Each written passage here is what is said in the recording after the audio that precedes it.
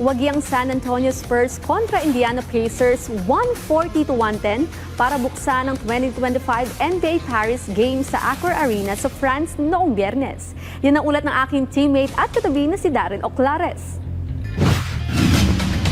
Sa harap ng kanyang hometown fans, dinomina ni Victor Wembanyama at ng San Antonio Spurs ang Indiana Pacers 140-110 para makuha ang panalo sa unang bahagi ng 2025 NBA Paris Games nito lamang Biyernes. Ganadong naglaro si Wemby na nakapagtala ng double-double 30 points at 11 rebounds, dagdag pa ang 6 assists at 5 blocks. Habang nag-ambag naman sina Devin Vassell at Harrison Barnes ng 25 at 20 markers. Dikdikan pa ang laban sa first half pero tuluyang nakalayo ang Spurs sa third quarter matapos nilang magpakawala ng 45 points. Mula noon, hindi na bumaba sa double digits ang bentahe ng Spurs para maibulsa ang kanilang 20th win ngayong season. Sa post-game press conference, sinabi ni Wembanyama na naging malaking bagay ang suporta ng kanyang mga kababayan para maipanalo ang kanilang laro kontra sa Indiana.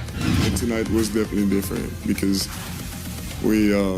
it's a different kind of support and the crowd brings, and so it's we try to use the how do you say that, like the circumstances to our advantage every time, and tonight was an easy night to use those in our advantage, so it was a great support from the crowd.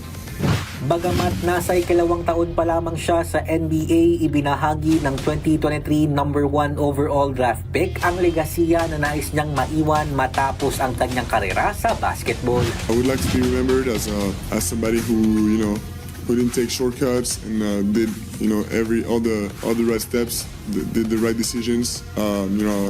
Was a loyal person and hardworking, but also innovative.